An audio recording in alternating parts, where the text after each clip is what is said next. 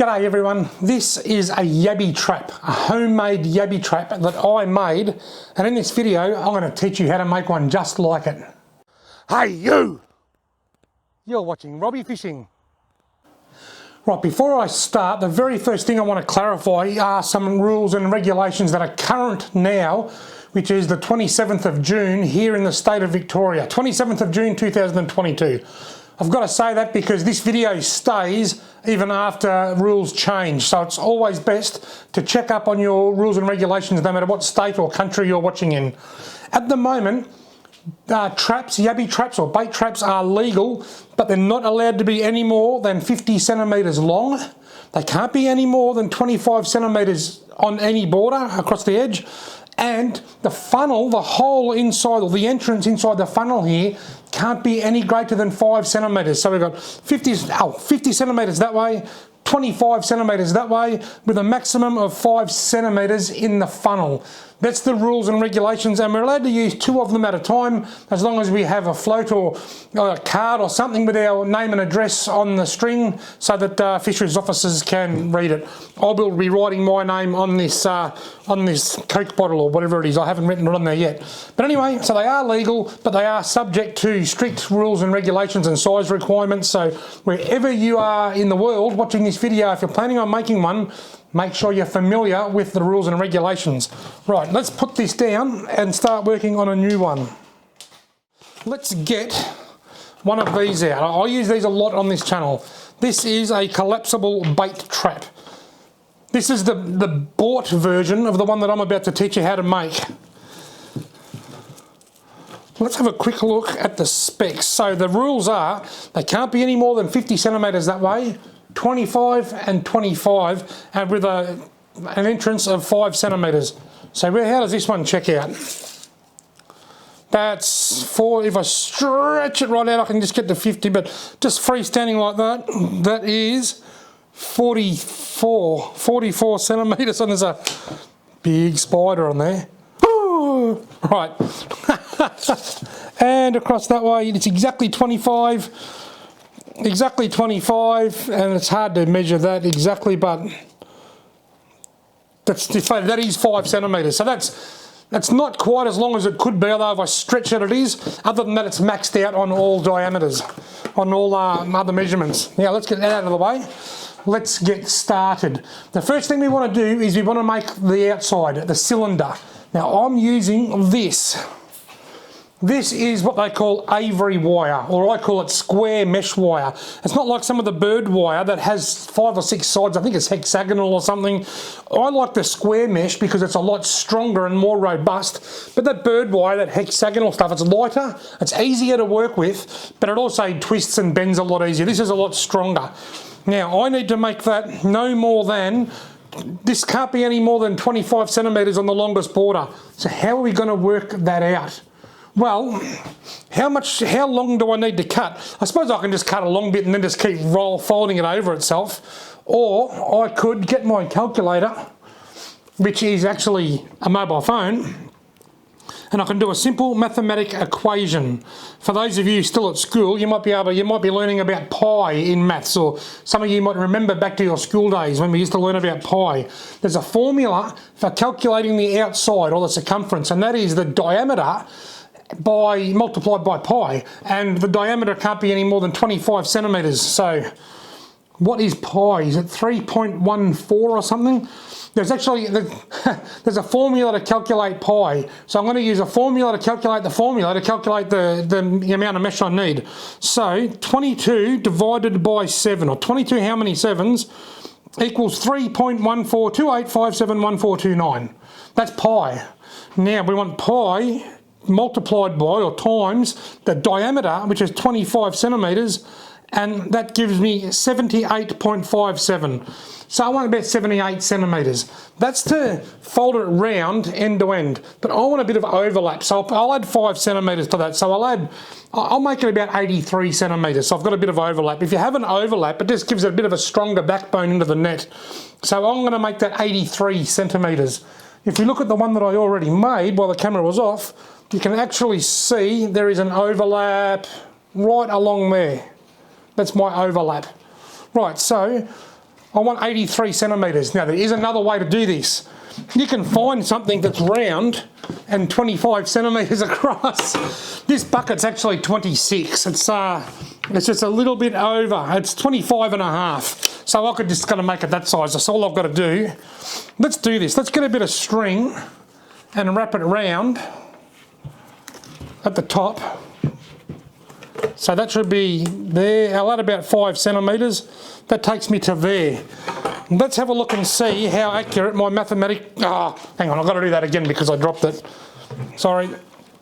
My bad. Have I got a knife here? Probably not. Well, that gives me about a 5 centimetre overlap to there. So let's measure it and see whether it's 83 centimetres.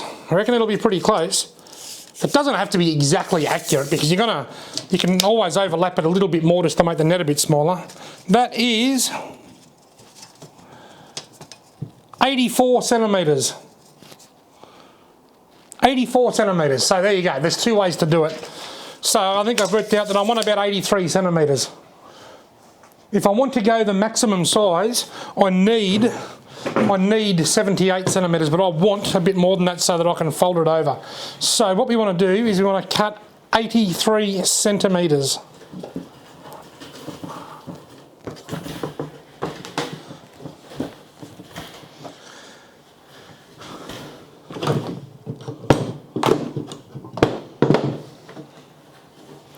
I've even got enough room here.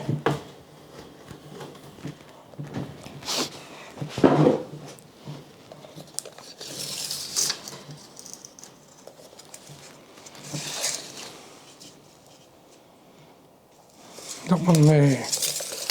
I'll cut that about there.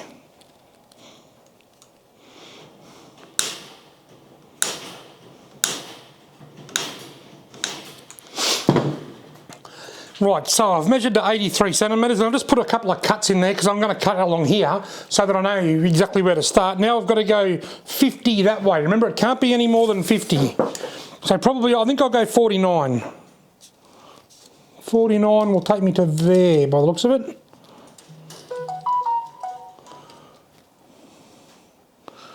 .49. Right, I'm going to cut there. So I'm going to follow that ridge along to there and I'm going to cut there. Right, now I'm going to cut my way back.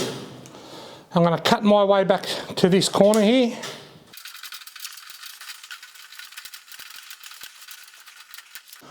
Right, so I've gone 83 centimetres that way, 50 that way. Now I'm going to cut back along that line. Now this is very important because that end of the wire, I can't sort of fold it back, that's a smooth end. So when I've cut this end, I've cut away from the line so that I've got those little bit of wire tag that I can fold over to help connect the net when I fold it into a circle. So yeah, don't cut hard up against the vertical bit of wire, cut hard up against the one on the opposite side so that you've got that bit of wire to play with. Now the arduous task of cutting right along here.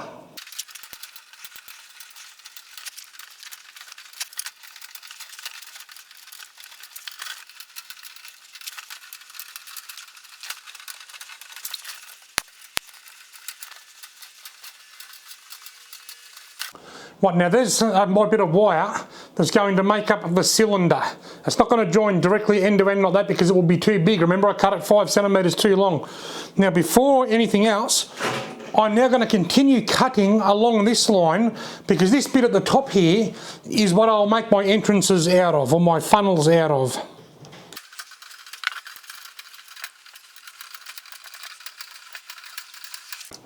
Right, now there's the bit of wire that I'm going to make my funnels out of. I'll put that on the ground down here.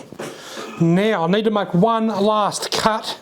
I want to cut a bit of wire out for the latch, for the handle, for the opening. And there's no real certain size. You just cut a bit, just have a bit of a guess. Basically you want it just big enough to be able to tip the net upside down and tip the yabbies out.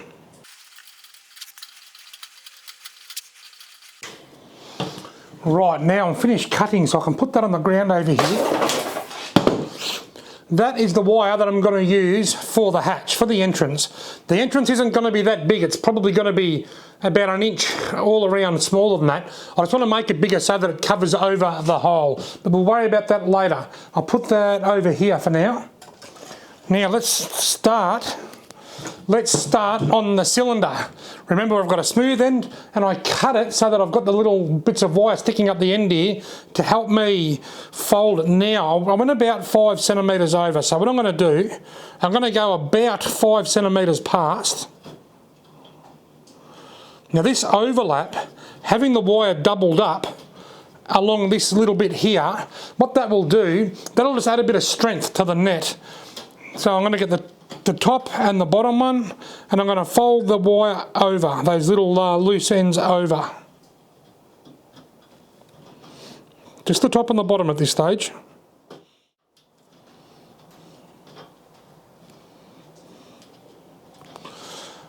Right, now, stop the press, don't fold any more over. We need to measure it because this is going to be the final. If I go along and do all this seam up and then find it's too big, well, we're in trouble. So it can't be any more than 25 centimetres. And that is 24 and a half, 23. It's never going to be perfectly round, but the general consensus is 24 and a half, 23, 23 and a half. So it's in spec, because if it's out of spec, if it's oversized, you're going to cop a big fine if fisheries see you with it. Right, so now I've got to go along one side and tie up all these loose bits of wire. I'll normally just do 2 or 3 to start with, just to anchor it down.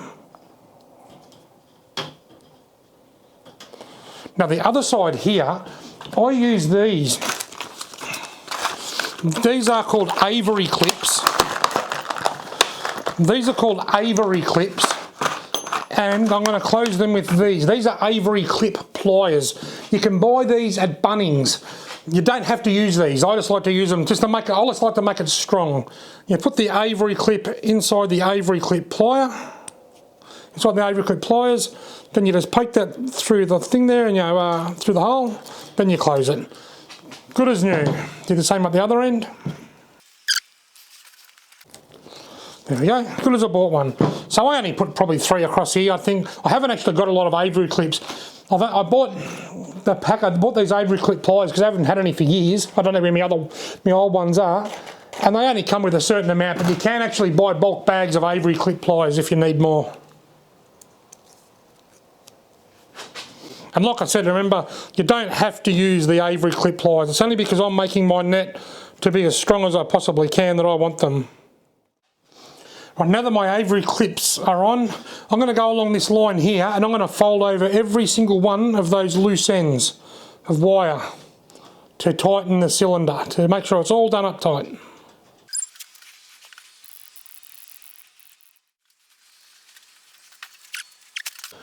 Righto, so there's the cylinder, there's the guts of the net pretty much. Now it's time to make the funnels, and this can get a little bit tricky. Now I've got that, I'll put this down here for now. I've got this bit of wire here that I want to cut in the middle. I think this will be 84 centimetres or whatever it was, 83 centimetres, so probably 41 or 42 centimetres should be about the middle. There. I'm just going to cut that straight across so that I've got 2 equal squares.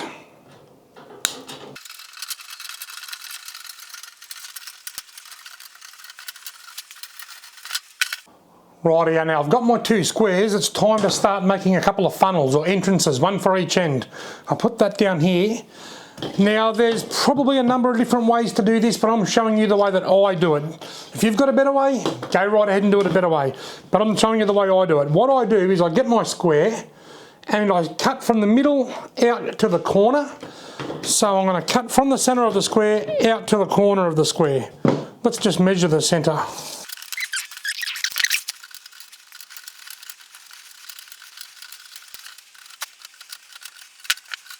Now there's my cut out to the centre. It's off centre here, but that's okay because it's a bit longer that way than it is that way. So that's fine. Now, I just twist it around like that to create a funnel. And the further I twist it, the deeper the funnel's going to be.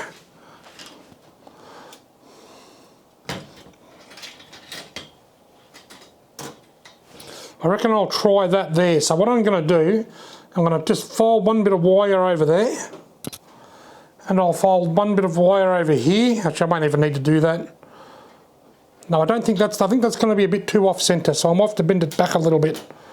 Back that way a bit more, I reckon. We'll try that. So I'll just tack a couple of spots in here with the wire. And I'll tack one in over here as well. Now what I'll do is I'll just slide it in there and see if it fits. Yep, that's going to fit nicely. So now what I need to do is trim it right around. There's a lot of work involved to make one of these nets. What I need to do is fold more wire over and make it nice and sturdy, and then sit it in the top here and then trim around the edges so that I've got some tags to fold over and attach the funnel to the end of the net. So now I'm folding these bits of wire over just to make it nice and strong and sturdy. Right, now I've done the sides up, I've folded all the wire over, I've got my nice little funnel there. Now I've got to cut the opening or the entrance. I've got my wire cutters. This is very important. Remember, it can't be any more than 5 centimetres in diameter. And you know what, to be honest, with a yabby net, it doesn't need to be more than 5 centimetres in diameter. Yabbies don't need a huge big hole to find their way into the net. They'll find their way in through a small hole. And the smaller the hole is, the less likely it is that they will escape.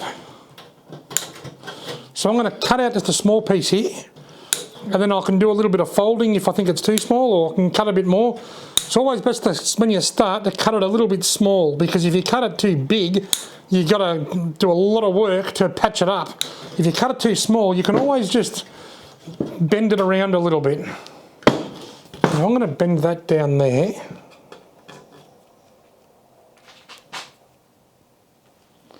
I'll bend that whole thing back a bit, I think. That's probably only about a 2 or 3 centimetre hole. I might just cut a little bit more off there.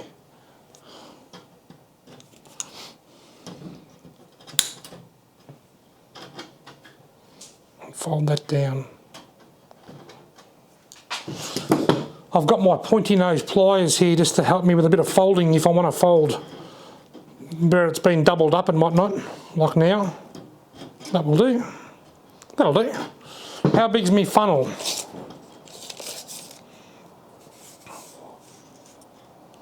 Four centimetres or 4 centimetres, perfect. I'll just bend these bits of wire around to make sure it's all nice and tight and sturdy. I'm a little bit of a perfectionist like this, with this sort of stuff. Now there's me funnel. It's got a 4 centimetre hole in it, and that's plenty big enough to catch yabbies. The smaller the hole, the harder it is for them to get out, so it makes sense to keep the hole nice and small anyway. A couple of loose bits of wire here that I'll probably cut myself with later. I've got to tell you, I'm doing very well. I haven't cut my finger yet. If you decide to make a net like this, let me promise you one thing, there will be blood. You will cut yourself. When I made that other net, I cut myself about a dozen times, I reckon. Right, now I'm going to sit that there. Now I'm going to trim the wire around here so that I've got a bit of wire to play with, and then I'm just going to fold it down so that it can latch onto the edge.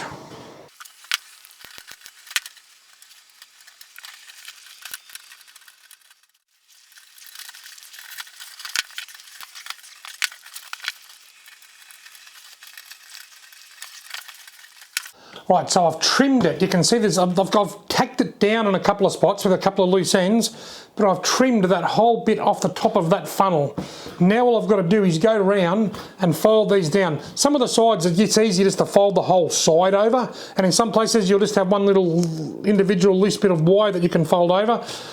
And this is where the long nose pliers come in handy, especially when you do the other end and you can't stick your hand in like that to do it. You can poke your pliers through and just pull little threads through. But anyway, it's trimmed, and that trimming of the funnel is without doubt the most arduous task of the whole thing. That's the worst part. So I'm just going to go over, I'm going to fold those edges down, And in some places it's going to be 3 or 4 deep. You know, I've got it doubled up around this way, now I've got it doubled up around where the funnel was. So there can be quite a bit of wire to fold. And remember, as I said earlier, watch your fingers.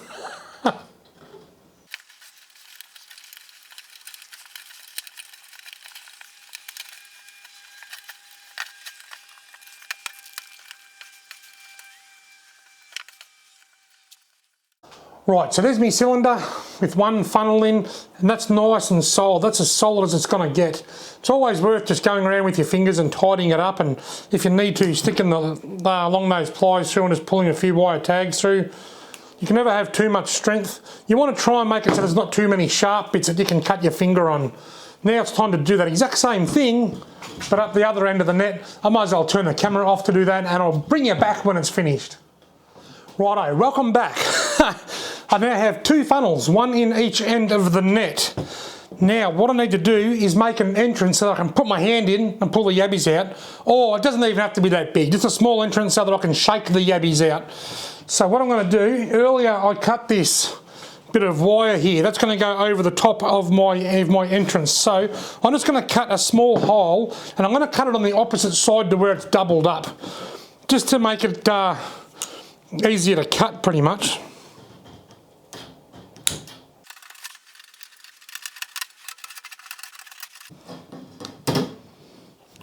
Right, now there's my hole cut out.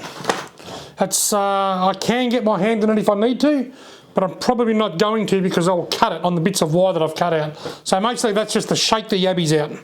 Now this bit of wire here will go over the top of that. And boy will it fit. I cut it quite big, but that's okay. There's a couple of ways I can do this. I can use the tags, the wire tags at the end, and pull them through with my pointy nose pliers, or I can use, and I might do the other way actually, I can use some Avery clips. I'll get 3 out. I'll take out 3 Avery clips.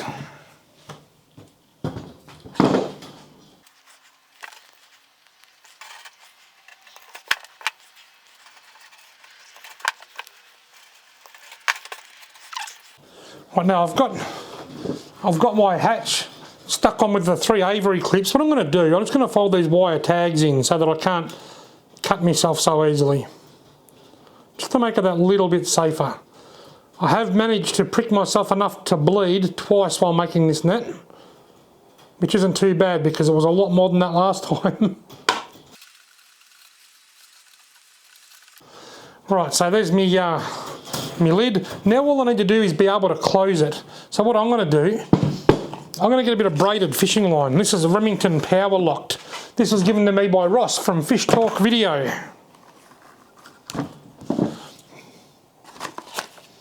This is 17-pound braid. I'll double that over. You can use any kind of cord for this. I'm just using this because it's probably the closest thing that I found when I went looking for something to use. I'm going to tie it to a fish hook, quite a large fish hook. It's a cod hook, if you know what I mean, a cod-sized hook. Now I'm going to tie that to the wire here. Doesn't need to be long, it can be pretty short.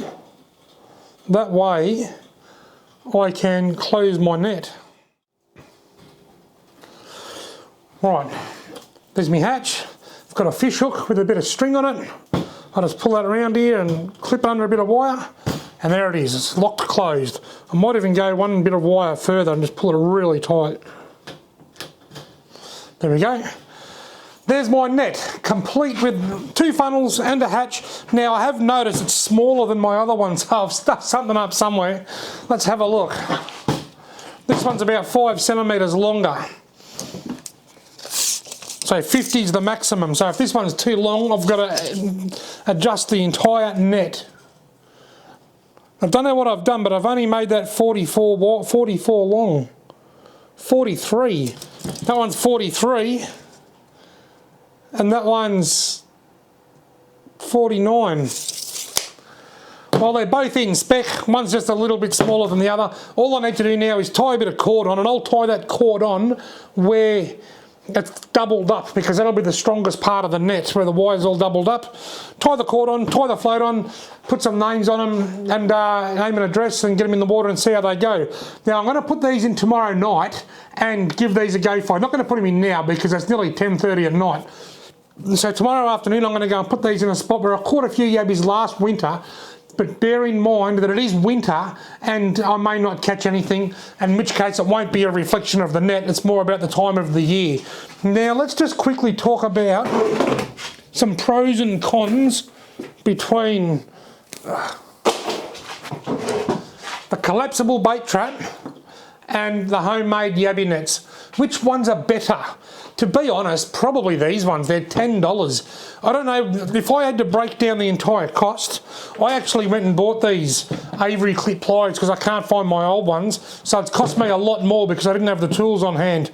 But with if I provided you've got all the tools and everything, by the time you buy the wire, I actually reckon it'd be a pretty similar price. I don't think you would do this to save money. The collapsible bait traps, they'll catch shrimp and minnows and smaller yabbies. These won't. These will catch small yabbies, but not the real tiny ones. And they certainly won't catch, you might get a few shrimp in them, but pretty soon the shrimp will work their way out. They're a bait trap. These are solely a yabby trap. So they're not going to catch shrimp as well as yabbies. They're just going to catch yabbies, and they're and it's not cost effective, and you've got to go to a lot of work to make them. Well, why would you make them then?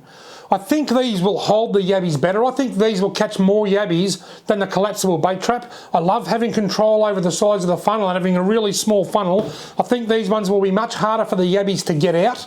And the other reason is because I think in this throwaway society that we live in these days, where you can go out and spend $10 and get a collapsible bait trap, these sort of things, these sort of skills are going to be lost. So I thought I wouldn't mind making a video to document these sort of skills, because not everyone has a grandfather like I had, or a father like I had, to teach them these skills. And if it's not documented somewhere, well, in years to come, people won't really know how to do it.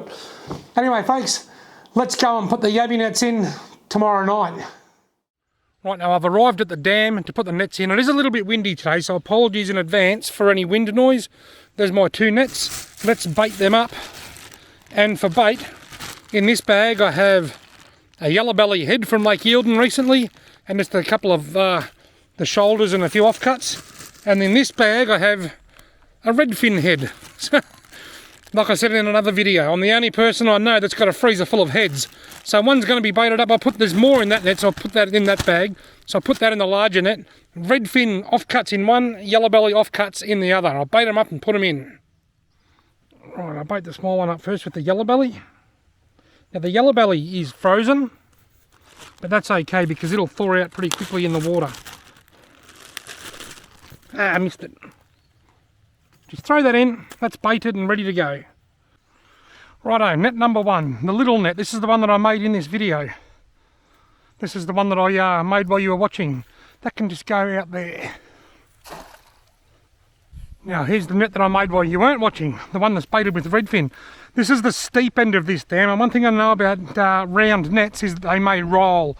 So if I put it in, it might just roll, so I just have to watch the cord and make sure it doesn't roll out in the middle and pull all the cord in. Right, now at the deep end of the dam here, it's the other net with the redfin offcuts. This bank is so slippery, it's a hazard. I just about went belly up trying to get up there. Right, both nets are in. I'm going to check them round about twilight this evening, and then I'll leave them in all night and check them in the morning. But remember, it is winter. I may not catch anything. Even if I catch just one or two in the middle of winter, well, that'll be enough to show you that these nets work. Well, folks, that's twilight. I'm back for the twilight check. Let's see if there's any yabbies in the net. I'm not very hopeful, given that it's the middle of winter, and the forecast minimum for tonight is a balmy -2 degrees. Huh. Oh yes, I have. Right, look. Wow, even in the middle of winter, even in the depths of winter, these nets, look.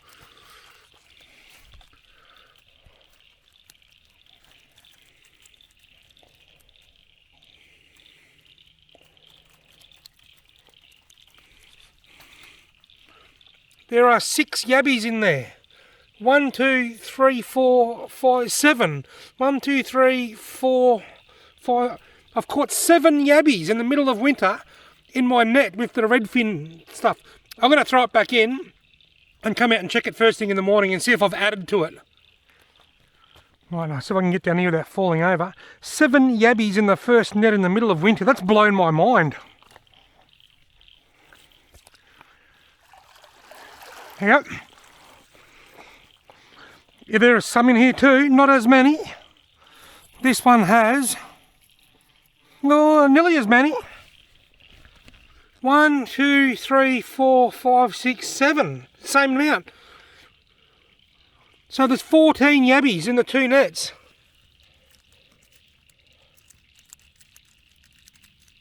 That is really cool. Well folks, the nets work. You couldn't get better proof than that. 14 yabbies in a 3-hour period in the depths of winter, and tonight we're going for -2 degrees. These are the opposite to good yabbying conditions. Anyway, let's see if I can add to the total overnight. I'll come and check them in the morning. Well, it's the morning after the night before. The sun is just hitting the treetops up there. The current temperature in Wangaratta is -1.2 degrees. Let's get some water in this esky here because I'm going to take a few yabbies home and then see how many I've caught. Righto, net number 1. There was 7 yabbies in here late yesterday. Oh, look at them all. Look at that. Who would have thought in the middle of winter? Look. Have a look at how many yabbies I caught. In the middle of winter. That is epic. Let's go and check the other net. I'll sit that one's in the water is there for a minute while I check the other net. There's my esky ready to go. What I'll do, I'll tally all these up, see how many I've got, take the meat out of the net, and keep a few of the biggest ones and put the rest back. I won't show you all that because I think this video is already long enough, but I will tell you at the end how many I caught. Have a look at that. I came to this dam because it is one of the better dams. I thought if I'm going to catch a yabby in winter, it's going to be here at this dam. But I've got to tell you, I wasn't expecting to catch that many. Oh, nets work. Folks, the final tally was 35 yabbies, of which I've kept 15 and put 20 back. That result has far exceeded my expectations, given that it's the middle of winter and it's nearly -2 degrees. The nets worked very, very well. If you decide to go out and make nets like this, remember they are legal, but you have to keep to those size requirements. And other than that, I've had an absolutely awesome adventure, far more successful than I expected it to be in winter. Thank you all very, very much for watching.